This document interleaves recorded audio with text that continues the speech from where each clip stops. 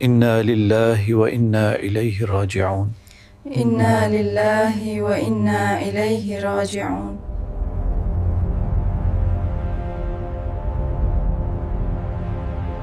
ربک، میرا رب اللہ ہے، میرا دین اسلام ہے۔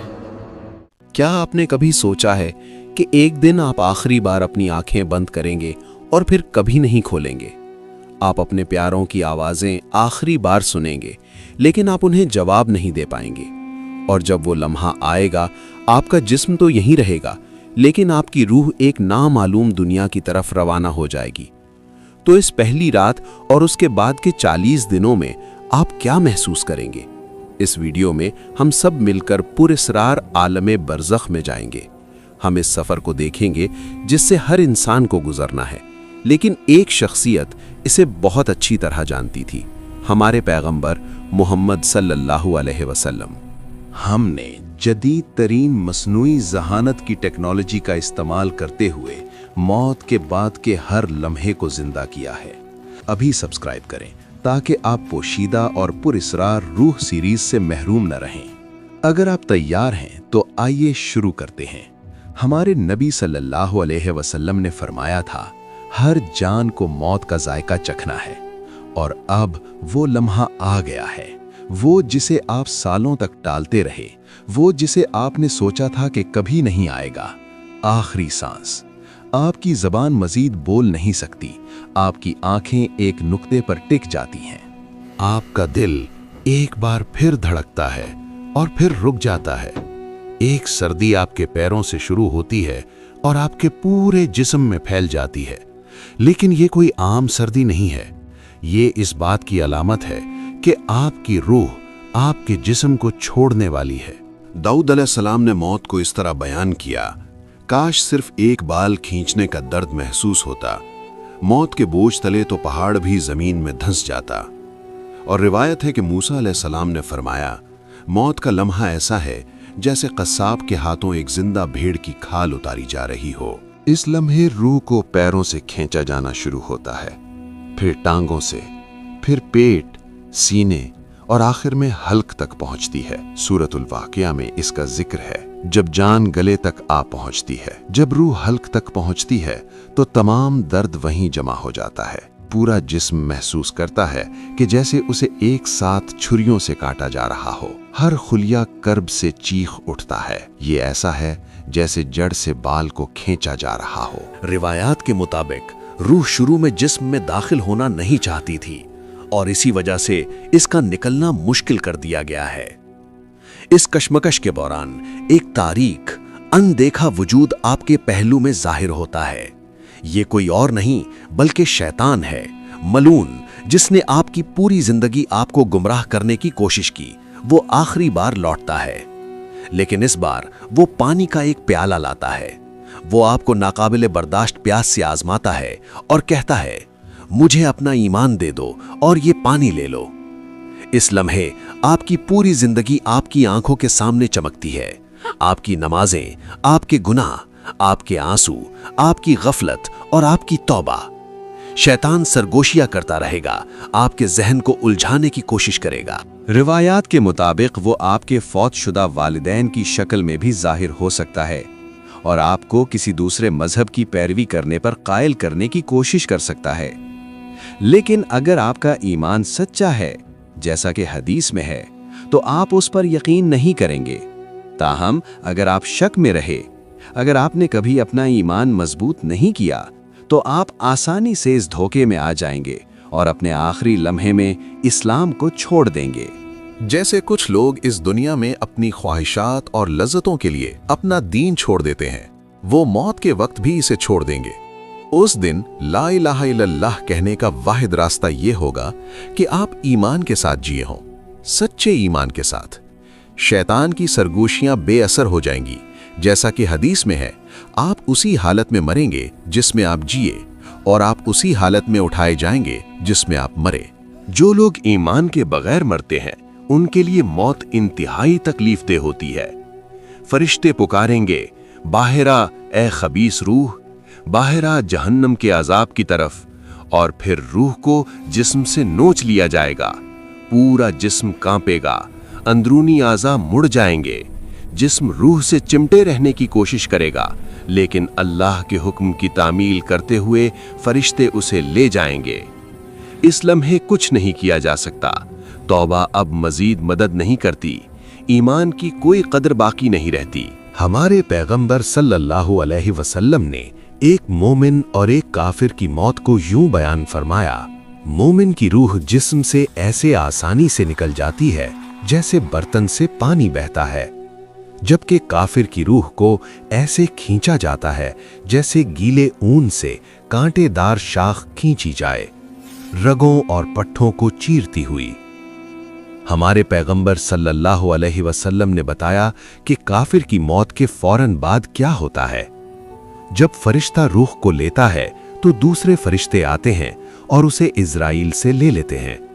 वो उसे एक खुरदुनी बोरी में डालते हैं जो उसके लिए तैयार की गई होती है। इस बोरी से जमीन के बदतरीन मुर्दा जिस्म से भी बदतर बदबू आती है। फिर फरिश्ते उसे ऊपर ले जाते हैं। जब भी वो फरिश्तों के किसी ग्रोह के पास से गुजरते हैं तो वो फरिश्ते पूछते हैं, ये गंदी रूह किसकी है? इसे ले जाने वाले फरिश्ते उस नाम से जवाब देते हैं जिस नाम से वो शख्स दुनिया में जाना जाता था। आखिर में वो सबसे निचले आसमान पर पहुंचते हैं और रूह के लिए दरवाज़ा खोलने की दरखास्त करते हैं, लेकिन ये नहीं खोला जाएगा। फिर रसूलुल्लाह सल्लल्लाहु अलैहि वसल्लम ने ये आयत तिलावत फरमाई, बेशक जिन लोगों ने हमारी आयतों को झुटलाया और तकब्बुर किया, उनके लिए आसमान के दरवाजे नहीं खोले जाएंगे और वो जन्नत में दाखिल नहीं होंगे जब तक कि ऊंट सुई के नाका से न गुजर जाए। फिर अल्लाह ताला हुक्म देता है कि इसका नाम अमाल ज़मीन के सबसे निचले मकाम सिज्जीन में लिख दो। उसके बाद उसकी रूह ऊपर से नीचे फेंक दी जाती है। फिर नबी सल्लल्लाहु अलैहि वसल्लम ने एक और आयत तिलावत फरमाई, जो शख्स अल्लाह के साथ शरीक ठहराता है तो गोया वो आसमान से गिर पड़ा और परिंदे उसे उचक ले गए या हवा उसे किसी दूर की जगह पर उड़ा ले गई। जहां तक मोमिन का ताल्लुक है, कुरान फरमाता है, बेशक जिन लोगों ने कहा कि हमारा रब अल्लाह है और फिर साबित कदम रहे, उन्हें ना कोई खौफ होगा और ना वो गमगीन होंगे। अगर आपने खुद को अल्लाह के सुपुर्द कर दिया है तो आप मलिकुल मौत और उनके मुआविनीन को नूर के वजूद के तौर पर देखेंगे। फरिश्ते कमरे में दाखिल होंगे, उनके चेहरे चमक रहे होंगे, उनके अल्फाज रहमत से भरे होंगे और वो कहेंगे, ऐ पाकीज़ा रूह, अपने रब की रहमत की तरफ आ जा, तू राजी और तेरा रब तुझसे राजी। और कुरान फिर फरमाता है, बेशक जिन लोगों ने कहा हमारा रब अल्लाह है और फिर साबित कदम रहे, उन पर फरिश्ते नाजिल होते हैं ये कहते हुए कि ना डरो और ना गम करो, बल्कि उस जन्नत की खुशखबरी सुनो जिसका तुमसे वादा किया गया है। फरिश्ते मोमिन की रूह को नफीस रेशम में लपेटते हैं और इसे आसमानों पर ले जाने से पहले खुशबू लगाते हैं। जब वो फरिश्तों के हर ग्रोह के पास से गुजरते हैं तो वो पूछते हैं, ये खूबसूरत रूह किसकी है? और इसे ले जाने वाले फरिश्ते दुनिया में उस शख्स के लिए इस्तेमाल होने वाले बेहतरीन नामों और तारीफों से जवाब देते हैं। जब वो आसमानों पर पहुंचते हैं तो मोमिन के लिए 7वें आसमान तक तमाम दरवाजे खोल दिए जाते हैं। अल्लाह के सबसे करीब फरिश्तों का हर गुरोह इस रूह को सलामती से खुशामदीद कहता है। फिर कहा जाता है, इसका नामा आमाल नेकोकारों की किताब में लिख दो। इसके बाद अल्लाह फरमाता है, मेरे बंदे को जमीन की तरफ लौटा दो, क्योंकि मैंने इन्हें इसी से पैदा किया है और इसी में इन्हें लौटाऊंगा और इसी से इन्हें एक बार फिर रोजे क़यामत निकालूंगा। मौत के लम्हे के बाद जिस्म जमीन पर रहता है और तदफीन की तैयारियां शुरू हो जाती हैं। जिस्म को गुस्ल देना ज़रूरी है। मुस्तनद अहादीस में नबी सल्लल्लाहु अलैहि वसल्लम ने फरमाया, जब तुम अपने मुर्दों को गुस्ल दो तो उन्हें अच्छी तरह गुस्ल दो। अगरचे जिस्म हमारी आंखों को बेजान लगता है, ये अब भी एक बर्तन है जिसे रूह ने कभी जाना था और रूह का इससे एक पुरस्रार ताल्लुक़ बरकरार रहता है। वो ताल्लुक़ इतना गहरा होता है कि गुस्ल के दौरान हर लम्स, पानी का हर कतरा, हर हरकत रूह इस तरह महसूस करती है जिसे जिंदा लोग नहीं समझ सकते। जैसे नमाज के लिए तैयारी की जाती है, इस तरह दुआओं और एहतराम के साथ जिस्म को मरहलावार गुस्ल दिया जाता है और आप बतौर रूह सब कुछ देख रहे होते हैं। आप लोगों को देखते हैं जो इंतजार कर रहे हैं, कौन वाकई गमगीन है, किसने आपसे खुलूस से मोहब्बत की और कौन सिर्फ मजबूरी में आया। आप इन सब को देखते हैं। फिर वो आपको एक सादा सफेद कफन में लपेट देते हैं जिसमें कोई सिलाई नहीं होती। आप जो कभी घंटों कपड़े मुंतखब करने में गुजारते थे, अब एक सादे से कपड़े के टुकड़े से ढके हुए हैं। सबसे सादा, फिर भी शायद सबसे ज्यादा मानी खेज लिबास। आपकी नमाज़े जनाजा अदा की जाती है। मिट्टी की खुशबू आपके हवास तक पहुंचती है। आपका ताबूत जमीन पर उतारा जाता है। कब्र तैयार है, मिट्टी खोदी गई है, ठंडी, तंग और तारीक। अब ये आपका नया घर है। ताबूत खोला जाता है और आप अपने कफन में लिपटे हुए 2 लोगों के जरिए आहिस्ता से कब्र में उतारे जाते हैं। मिट्टी की पहली मुट्ठी आप पर फेंकी जाती है। आप अब भी सुन सकते हैं, लेकिन कोई आपको नहीं सुन सकता। फिर सब आहिस्ता आहिस्ता दूर चले जाते हैं। कदमों की आवाज खामोशी में मद्धम हो जाती है। गुज़श्ता रात आप अपने गर्म बिस्तर में सोए थे। आज आप 2 पत्थरों के बीच जमीन में लिपटे हुए लेटे हैं। कब्र लरसती है, उसकी दीवारें टूटती हैं और मुनकर और नकीर जाहिर होते हैं। उनकी आंखें बिजली की तरह चमकती हैं, उनकी आवाजें तूफान की तरह गरजती हैं, उनके बाल जमीन को छूते हैं और वो आपके सामने देओ कामत नजर आते हैं। ये सवाल करने वाले फरिश्ते हैं। मुनकर और नकीर अपना फर्ज पूरा करने के लिए करीब आते हैं और पूछते हैं, मन रब्बुका, तेरा रब कौन है? मेरा रब अल्लाह है जिसकी मैंने जिंदगी में इबादत की। माँ दीनुका, तेरा दीन क्या है? मेरा दीन इस्लाम है। मन नबीयुका, तेरा नबी कौन है? मेरे नबी मोहम्मद सल्लल्लाहु अलैहि वसल्लम है, कायनात का नूर। माँ किताबुका, तेरी किताब क्या है? मेरी किताब कुरान है। माँ अमलुका, तेरे आमाल क्या हैं? मेरी जवानी की नमाजें, बीमारी में मेरा शुक्र और सब्र और मुश्किल में भी मेरा दिया हुआ सदका मेरे गवाह हैं। मोमिन इन तमाम सवालात के जवाबात जानता है। इस लम्हे के बारे में हज़रत अली रज़ी अल्लाह अन्हु से एक रिवायत है। हज़रत अली हर रात दुआ करते थे, ऐ मेरे रब, मुझे उमर के बारे में खबर दे। वो 6 माह पहले अपने सबसे करीबी दोस्त को खो चुके थे। उस रात उमर रज़ी अल्लाह अन्हु आखिरकार उनके ख्वाब में आए। अली ने उन्हें खुशी से गले लगाया और कहा, तुम कहाँ थे मेरे भाई? मैं 6 माह से तुम्हारा इंतज़ार कर रहा हूँ। उमर थके हुए लेकिन पुरसुकून नजर आए। अली, अभी सवालो जवाब खत्म हुए हैं, बहुत वक्त लगा। मुनकिर और नकीर ने मेरी जिंदगी के हर काम के बारे में पूछा, लेकिन अल्हम्दुलिल्लाह मैंने इसे पास कर लिया। अहदीस में ये भी कहा गया है कि सवालो जवाब के दौरान एक और शख्सियत जाहिर होती है। अगर आप अच्छे इंसान थे तो आप एक शख्स को खालिस सफ़ेद लिबास में मलबूस देखेंगे, जिसका चेहरा नूर से चमक रहा होगा, उसकी खुशबू बयान से बाहर होगी। आप पूछेंगे, तुम कौन हो? एक तसल्ली बख्श मुस्कुराहट के साथ वो जवाब देगा, मैं तुम्हारे नेक आमाल हूँ। मैं तुम्हारी नमाजें और तुम्हारे रोज़े हूँ। मैं रात में तुम्हारे सजदे हूँ। मैं अल्लाह के लिए बहाए गए तुम्हारे आंसू हूँ। मैं रोज़े क़यामत तक तुम्हारे साथ रहने आया हूँ। तुम अब अकेले नहीं हो। वो आपको कब्र के दबाव, उसकी तंगी और उसके दर्द से बचाएगा। जन्नत की खुशबू आपकी रूह को भर देगी। अंधेरा दूर हो जाता है। आपकी कब्र इतनी फैल जाती है जहाँ तक आपकी आंखें देख सकती हैं। मजीद कोई खौफ नहीं, मजीद कोई दर्द नहीं, सिर्फ सुकून। अगर आप सवालो जवाब के दौरान सही जवाब देते हैं तो आपके लिए जन्नत से खिड़की खोल दी जाती है। अल्लाह हुक्म देता है कि आपकी कब्र को वसी कर दिया जाए और आपके लिए जन्नत से एक बिस्तर तैयार किया जाए। आपके पहलू में खिड़की खोली जाती है जो जन्नत का मंजर दिखाती है, मोमिनों का घर। آپ کا دل سکون سے بھر جاتا ہے اور آپ قیامت کے دن تک جنت کو دیکھتے رہتے ہیں۔ اور جب آپ برزخ کے باغوں میں سے ایک میں آرام کر رہے ہوتے ہیں تو آپ ایک آواز سنتے ہیں، تیرے لیے جنت ہے، تیرے لیے میری رضا ہے، میں تجھ سے کبھی ناراض نہیں ہوں گا۔ یہ ان لوگوں کا بدلہ ہے جنہوں نے ایمان میں جد و جہد کی۔ یہ سکون ان کے لیے تیار کیا گیا ہے جنہوں نے اللہ کو یاد رکھا۔ لیکن ہر قبر ایسی نہیں ہوتی، کیونکہ اگر کوئی شخص دونوں فرشتوں کے سوالات کا جواب نہیں دے سکتا، اگر اس نے اپنی زندگی غفلت میں گزاری، وقت کو کھیلوں اور لذتوں میں ضائع کیا، اگر اس نے کبھی اپنے رب کو نہیں جانا، تو قبر میں وہ صرف کہے گا، من ربک، مجھے نہیں معلوم، تیرا نبی کون ہے، تیرا دین کیا ہے، تیرے اعمال کیا تھے، مجھے نہیں معلوم۔ کافر اور منافق کبھی بھی ان سوالات کا صحیح جواب نہیں دے پائیں گے، اور فرشتے کہیں گے، ہمیں پہلے ہی معلوم تھا کہ تم یہی جواب دو گے۔ پھر قبر تنگ ہو جاتی ہے، مٹی ہڈیوں کو دبا جاتی ہے، یہاں تک کہ پسلیاں ایک دوسرے میں پیوست ہو جاتی ہیں، اور نیچے کی زمین عذاب کا ایک تاریک مقام بن جاتی ہے۔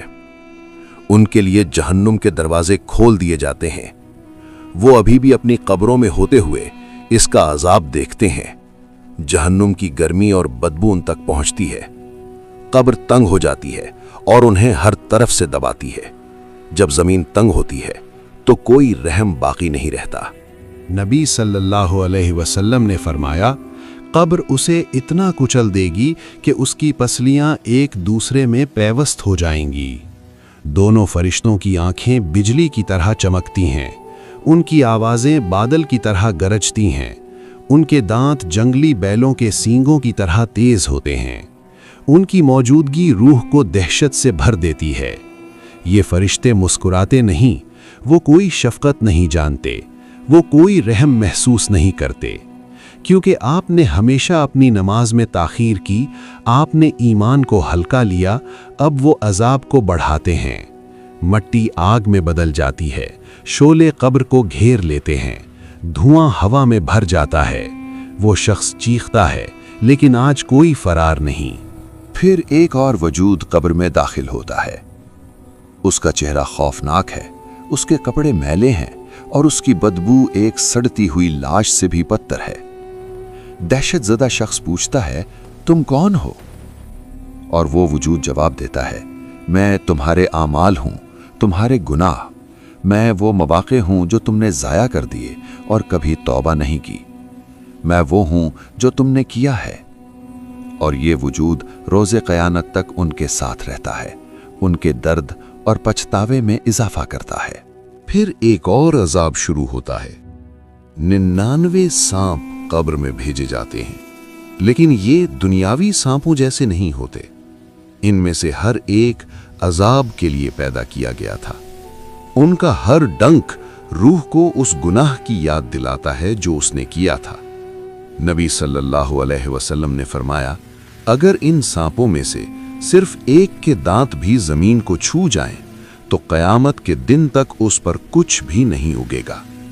یہ سانپ قیامت تک اپنا عذاب جاری رکھیں گے، اور جب وہ دن آئے گا تو عذاب ختم نہیں ہوگا بلکہ یہ صرف شروع ہوگا۔ اسی لیے قبر میں موجود شخص پکارے گا، اے اللہ، براہ کرم قیامت کا دن شروع نہ کر، کیونکہ وہ جان لے گا کہ اس نے ابھی جو تجربہ کیا ہے وہ صرف آغاز تھا۔